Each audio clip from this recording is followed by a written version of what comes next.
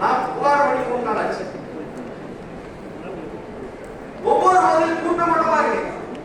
Sir ஆட்டை மட்டும் சொன்னாரு, ஆட்டை கிடைச்சிருக்கு, கோழியை கிடைச்சிருக்கு, மனுஷனுக்கு கிடைச்சிச்சு, மனுஷன் உயிர் போயிடுச்சு. எந்த துறை சரியா செயல்படும் சொல்லுங்க. ஒட்டுமொத்த மாவட்ட நிர்வாகம் செயல்படுத்தி நான் சொல்றேன்.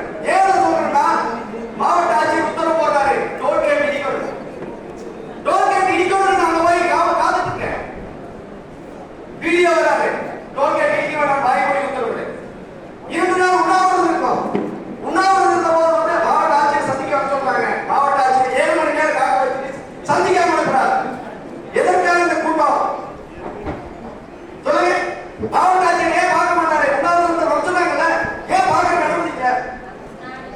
அந்த டோல்கேட் எப்படி இடிக்குதோ விநாயகர் சதுர்த்தி காரணம் காட்டி இப்போதைக்கு சட்டவாத பிரச்சனை இருக்குன்னு சொன்னாங்க. இதுவரைக்கும் இடிக்கல, எப்ப இடிக்கும்?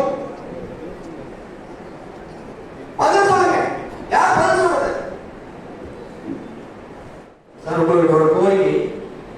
கடந்த 2 நாட்களுக்கு முன்பாடி திருப்பூர் ரூரல் காவலுக்கு உட்பட்ட பொலிக்காய் வயல் பகுதியில் கவிதா மணி என்ற 2 தம்பதிகள் தெருநாயில் அடிபட்டு இறந்து அவர்களுடைய 2 பேர் இறந்துட்டாங்க. நாய் நிறைய இறந்தது. அவங்க 2 குழந்தைகள் நிறைய நடுவோடு அடிக்கிற சூழ்நிலையா இருக்கு.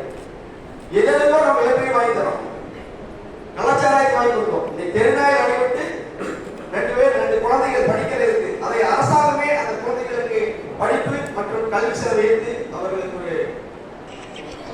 விளக்கோடு நாங்கள் ஒட்டுமொத்த விவசாயிகள் சார்பாக விவசாயிகள் பாதுகாப்பு சார்பாக கேட்கிறோம்.